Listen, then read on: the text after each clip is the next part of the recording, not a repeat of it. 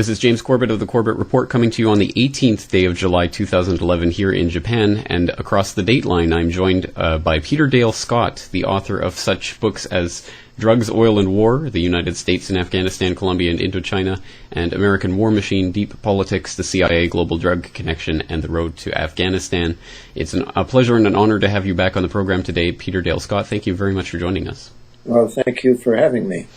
All right, well, I'd like to start off today by talking about the latest development in Afghanistan, where obviously the brother of the President Karzai, Ahmed Wali Karzai, was recently gunned down, killed by Sardar Mohammed, who it turns out actually has a CIA connection and has two brothers-in-law who work for a CIA-run paramilitary unit, and who himself has CIA connections. And this is particularly interesting because it turns out, of course, also Ahmed Wali Karzai was on the CIA payroll and also happened to be one of the largest heroin dealers in Afghanistan. So a lot of very interesting connections going on with this story. Your thoughts on the latest developments here?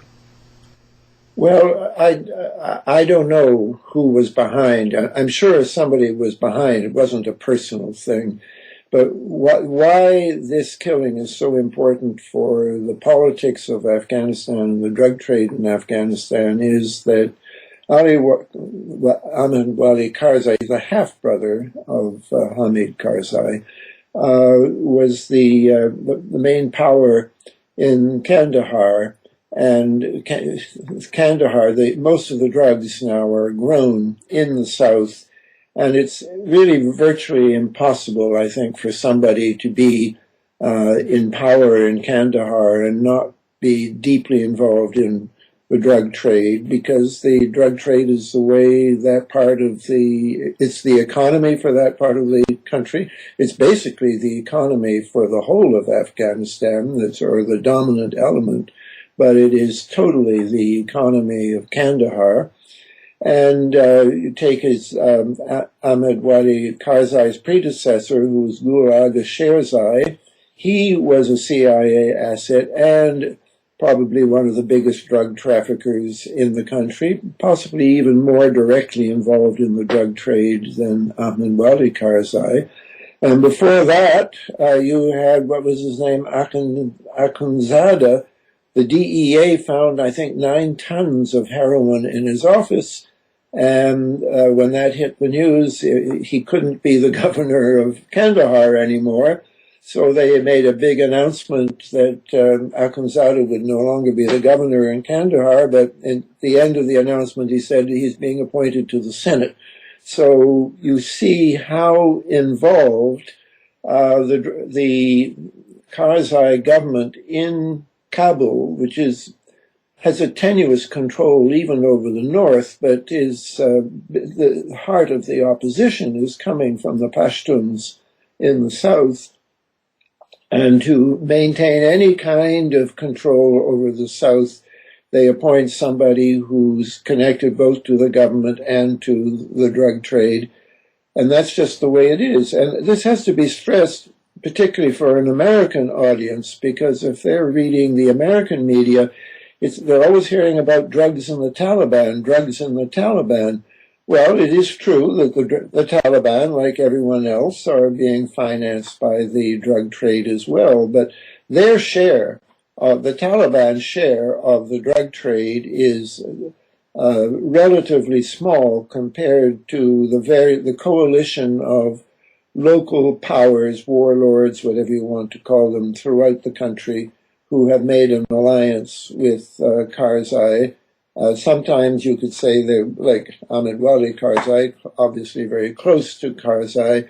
Some others, like Dostum in the north and Ismail Khan in Herat, their allegiance is very tenuous.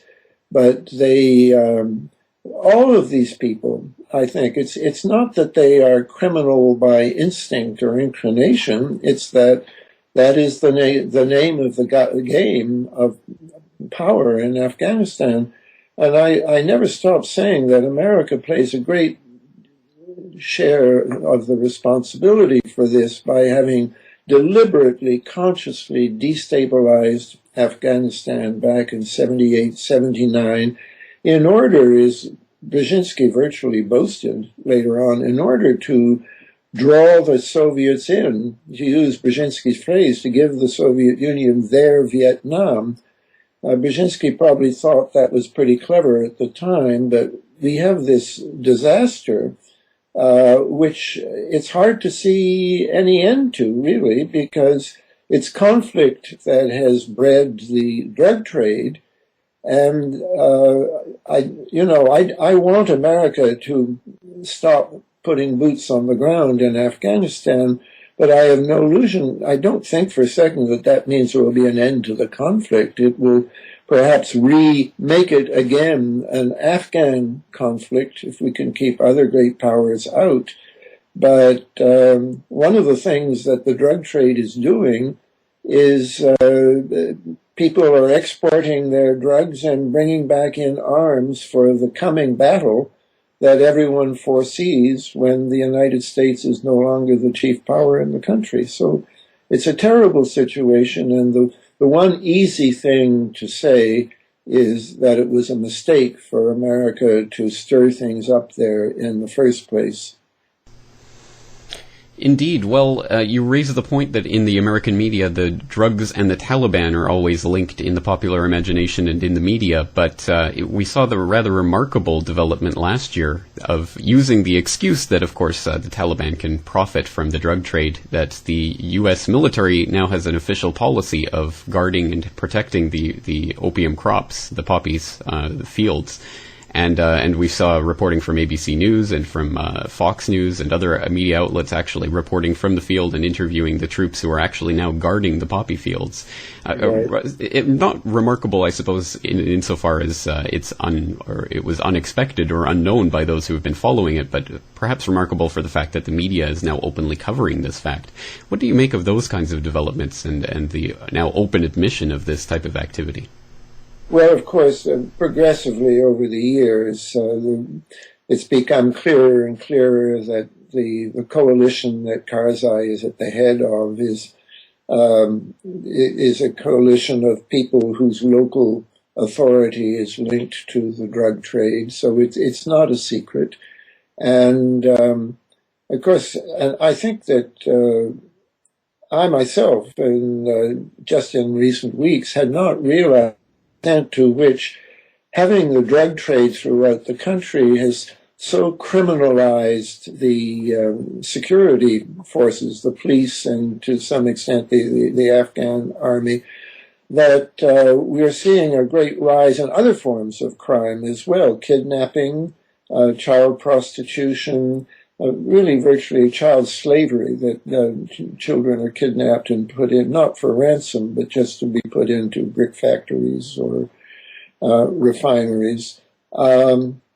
So it's time to be, we should welcome the fact that the media are beginning to see that Afghanistan has what is essentially a drug economy, and that the planning for the future has to take this into account.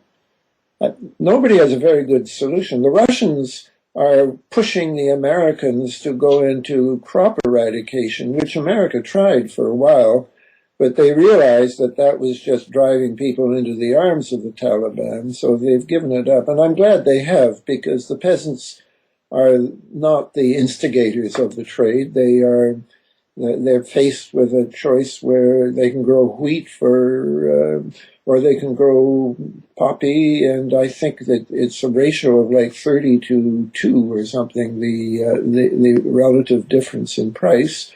There are certain solutions, I think, that could be contemplated, but they're not contemplated because we're not confronting the problem in Afghanistan. The solution that I prefer personally is the so-called Sunnis solution, after a group in Europe who put it forward, which is just to, you want to get rid of the traffickers? Well, buy the crop legally. And this is very unpopular in Washington, and they say, well, what are you going to do with all those drugs? Well, the Sunnis answer is, you make opiates available to medical facilities in the third world who are very undersupplied at present. So it's not a utopian idea, and I think it's not an ideal idea. A real danger is if you start paying legally for the opium, that in effect encourages people to grow it again. So I'm not saying there's no downside to this, but given the present situation where illegality reigns and all kinds of crime is being fostered, and we're getting ready for a civil war that is being funded by arms brought in with the profits from the drug trade, it seems to me that is the most sensible way to go.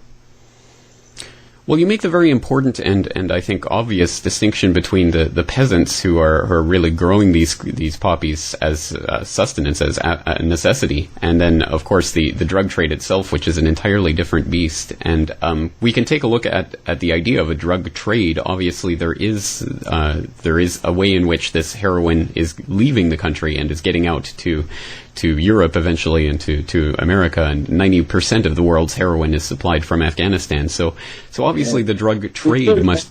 Russia. You should absolutely mention Russia, because it's probably the single country most impacted by this trade. And again, you don't see much reference to that in the American press, but one of the things that we have done is create not just a major health problem for Russia, but a major security problem for Russia, because the drug trade there is largely in the hands of militant Islamist groups like Al-Qaeda, groups which America has used in various parts of the world in the past. So I'm sorry to interrupt you, but this is not at all. That's an important distinction to make, and it's important to point out, because as you say, it's not being pointed out in the media. But I guess my broader point is, obviously these crops and the drug itself are leaving the country. There must be a way in which this is being facilitated. These drugs aren't just walking out by themselves. What can you tell us about the routes that these are leaving through, and what countries they pass through, and how that trade is being facilitated? Well, they literally go out east, west, south, and north. Some go west through Iran, but Iran, of all the neighbors, is the one country which is battling the drug trade most severely, because for Iran, too, it's a security threat. And I'm embarrassed to say that the CIA has been meddling. One of its assets in Iran is a Baluchi group on the southeastern border of Iran, which faces Afghanistan. And the CIA are using them as an insurgent group in Iran, and they support themselves largely by the drug trade.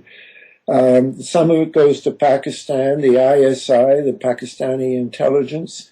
It's estimated that a third of their income comes directly from the drug trade. And this goes back to the 1980s, when America money went to the ISI to fight the Russians in Afghanistan, and they gave it all to a man called Hekmatyar, who became for a while perhaps the world's leading heroin trafficker, and actually began the practice of processing opium into heroin, which was unheard of before in this region, and is now, I think, more than half of Afghan opium goes directly into heroin before it leaves the country. Some of it goes south to the Gulf states, and this was happening when there used to be an Afghan airline, Ariana, and it was known as a drug airline because it flew down to the Emirates, and apparently huge amounts went that way. I don't know how active that is now. And finally, a lot of the drugs reaching Russia come north through Tajikistan, Kyrgyzstan, and have totally corrupted the governments in those two countries. We had a coup and then violence last year in Kyrgyzstan, which seems to have been I can't speak for the present government, but in 2005, we had a coup, which I'm afraid some Americans were behind in Kyrgyzstan. which essentially put in a government which took over the drug trade and ran it directly. So it's pouring out in all directions. And in addition, America's is boasting of the fact that they virtually eradicated opium production in the north. I think you have to make an exception for Badakhshan, but generally in the north, opium production has gone way down. But a lot of these people are saying, all right, you don't want us to grow opium, so we'll grow marijuana. And this is a more traditional crop, actually, in Afghanistan, but it wasn't traditional for it to be such an export commodity. Afghanistan is now the #1 hashish exporter in the world. It used to be Morocco, another CIA-supported government, but now it's Afghanistan, and this too is destabilizing. It's part of the political. It has political consequences because it is smuggled by groups that use it to build up their local forces. Well, obviously, opium does not just process itself into heroin. That in itself is a process that requires certain chemicals and certain agents. I mean, how is that being done, and who are the main groups behind that?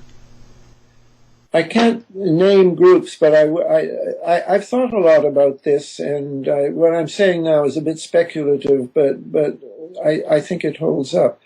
This all began, the first processing was done by Europeans, and according to the French, Americans who started coming to Afghanistan in the 1970s. Now, if we think about what was happening in the 1970s, America was pulling out of Indochina.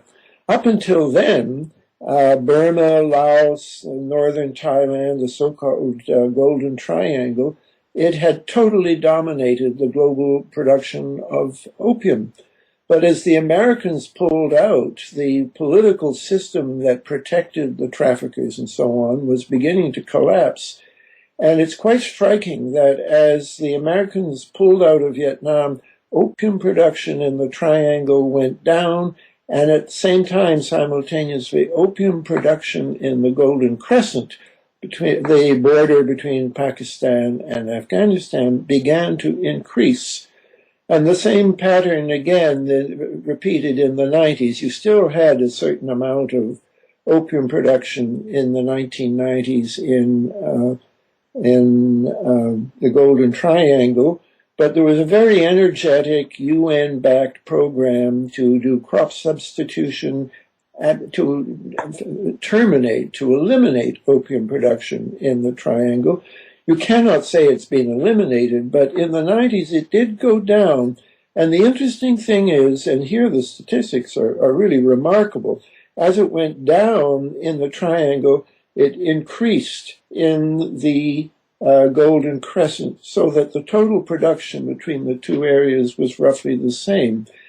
Why do I stress that? Because it seems to me that the real impetus for all of this is not coming locally from indigenous elements in either one place or the other, but it is coming from a global drug trade that is probably Western-based and was certainly clearly, I write about this in American War Machine, with the advantage of historical retrospection, we see how important the CIA was for the building up of, because it was an enormous increase initially, right after the war, of drug production in the Golden Triangle. The CIA is probably the primary reason why you saw such dramatic increase in production. And so we have to ask ourselves, why are we now looking at the Golden Crescent, where, again, drug production increased at the same time that CIA involvement increased? They always say it was indirect through YSI, but it was still, I mean, America put billions of dollars into Afghanistan in the 1980s, and it went, the two groups, Abu Sayyaf and Hekmatyar's group, Hezb-e Islami, which were, because they were not very popular in Afghanistan, they compensated for that by using the drug trade to build up their power. So we have to, if we really are saying, what are we going to do about drugs in Afghanistan, we have to look at these external forces. We have to look at Washington, I'm afraid, and do something there. Legalize drugs, certainly legalize marijuana as a first step, and the solutions to this drug crisis will come on the demand side, because you can take the profits out of the drug trade by legalizing it. But of course, the people who have a vested interest in keeping those profits would be obviously against the legalization. So what does that mean, given the fact that legalization is pretty much untenable or unspeakable in Washington? Well, you're absolutely right. I'm just saying that we have a problem, by the way, which is, not going to go away.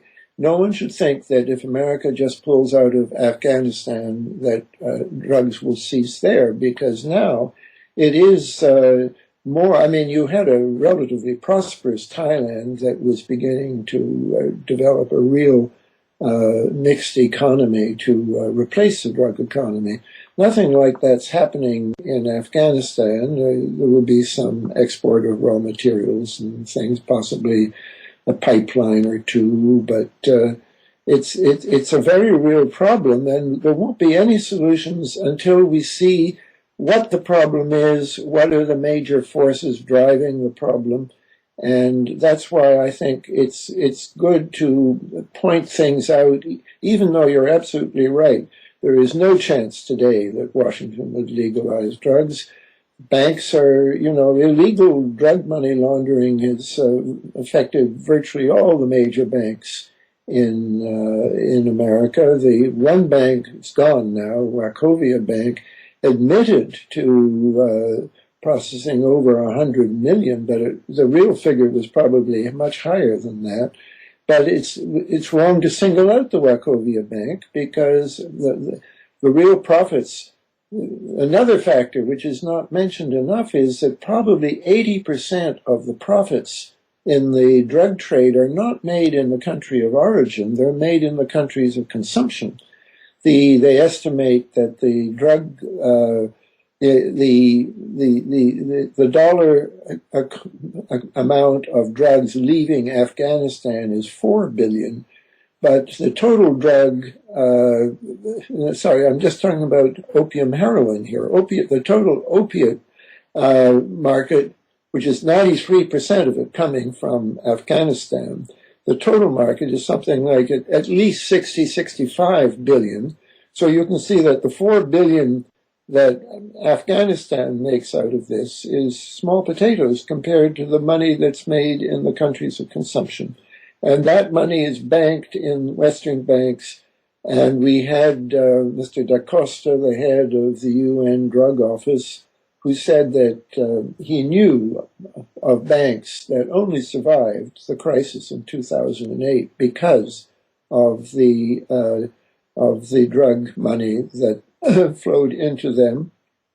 And there was a congressional report that said, I'm now talking about total illegal funds, not just opium money, but that illegal money accounted for $500 billion to $1 trillion of banking business a year in the United States. So we're talking about big business here, and some people like James Corbett have said we should call the American economy a narco economy, not for what we grow in the country, but for what we bank in the country. And the financial interests are the most powerful interests in America today. So it's no surprise that there are very few friends for the idea of a rational drug policy in Congress. Well, then finally today, on the subject of reducing the drug trade or even eliminating it, obviously the Taliban came the closest to doing that during their time in power in Afghanistan. So what can you say about the policies that they had to try to eliminate the opium crop versus what the Americans have since instituted with the record-breaking amounts of opium being produced now in the country? Well, of course, you're absolutely right. The total production of opium in Afghanistan dropped from, I think, about 3,000 tons in 2000 to 185 tons in 2001. That was the year the Taliban banned it. And most of that 185 came from the areas not under Taliban control, up in the northeast, under the Northern Alliance, because there's no doubt about the question that when America went in to fight the Taliban in 2001, it overcame its reluctance to join with the Northern Alliance because they knew the Northern Alliance was a drug trafficking concern. And there were some people in the CIA felt it was time for the CIA to outgrow this habit of working with drug traffickers, but they decided not to outgrow the habit, and they went in, and of course, the production went way back up. I'm not, it's not clear that a ban for 1 year, which is what the Taliban managed to do, would have become permanent. There are many cynics who say, well, when the Taliban banned the production of opium, it was at a time when opium stocks were overextended, and it could have been seen as a kind of market-driven in order to get opium prices back up. I don't know one way or another. I just do know that it certainly proves that it can be done. It's possible the Taliban was able to use force on the ground. They weren't competing at that point. There were there was the Taliban in Afghanistan, and so the peasants didn't have anyone else to look to. It shows that it can be done. I'm not sure that it shows that it's easy to do, but certainly it's the ultimate solution, I think, will have to be at all ends, on the financial end, on the consumption end, on the production end, and better security on the borders to deal with the trafficking end. A little more credit to Iran, who we continually demonize in America, but they are the most effective drug fighting force in that region today. And then, of course, you would have to rethink policy towards Pakistan, because the CIA, more than any other power, is responsible for having delivered Pakistan into the hands of its intelligence agency, which grew like a cancer in the 1980s and has become a drug trafficking agency itself, with its own interests in preserving drugs in a post-American Pakistan. So at all of these levels have to be approached simultaneously. All right, Professor Peter Dale Scott, tell us about American War Machine and the information it contains and how people can get a copy. Oh, thank you. Well, bookstores are vanishing right and left, but there's still Amazon. I began it originally to write about the drug traffic and the responsibility of the CIA for building up the post-war drug traffic. But as I wrote it, I realized that much more had been involved than just the drug traffic in Southeast Asia, which was what I was writing about. This had given the Pentagon and the CIA the opportunity to think of rolling back communism, not using American armies, but using proxy armies in Southeast Asia that were directly funded by the drug trade.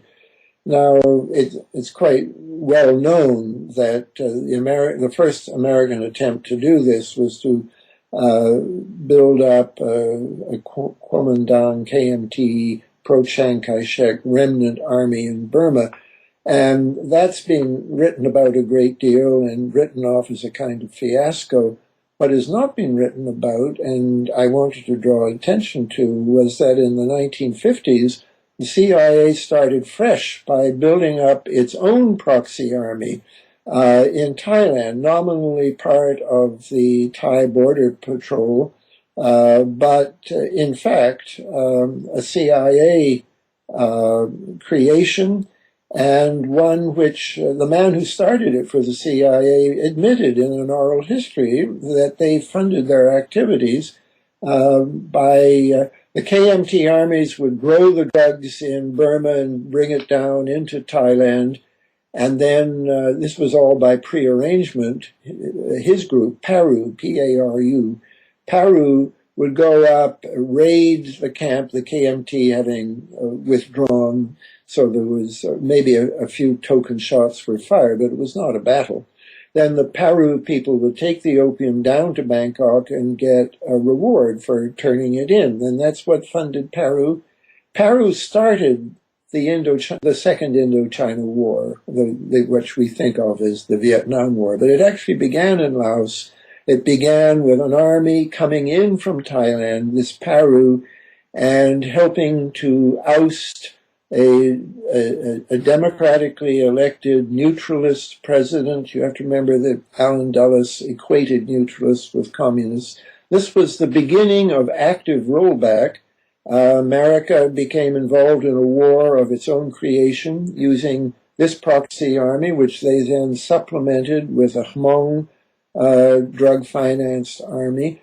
And I hope someday the histories of the Vietnam War will be enlarged to look at Laos. And I think that why America cared so much for Laos, which is a beautiful, peaceful, chaotic country. You can't even call it a state because there are 100 languages spoken there. The Laos, they are not even a majority. I think that they were hoping to draw in China. There are a lot of particular things that happened in that war that look as if they were trying to induce China to attack. This was before China had its own nuclear weapons. And we know that there were people who in America, initially they wanted to nuke Russia. And as late as Kennedy, they were still talking about a unilateral nuclear attack on Russia. Kennedy absolutely forbade that, so they talked instead about nuking China. And we had another unnecessary war. I mean, all of these wars, Laos, Vietnam, Afghanistan, they make no sense in terms of American security. They were... But they do make sense in terms of the drug trade, unfortunately, and they do make sense in terms of creating these powerful international forces that we can count on to be essentially capitalists because they're in it for the money, and which America has used as allies first in Thailand, then in Laos, then in Afghanistan, and in other countries. All right, a fascinating subject and a lot more to be said, but obviously people can consult your books on this subject and begin learning from there. So, Professor Peter Dale Scott, I know you're a busy man. Thank you very much for your time today. Thank you, Jim.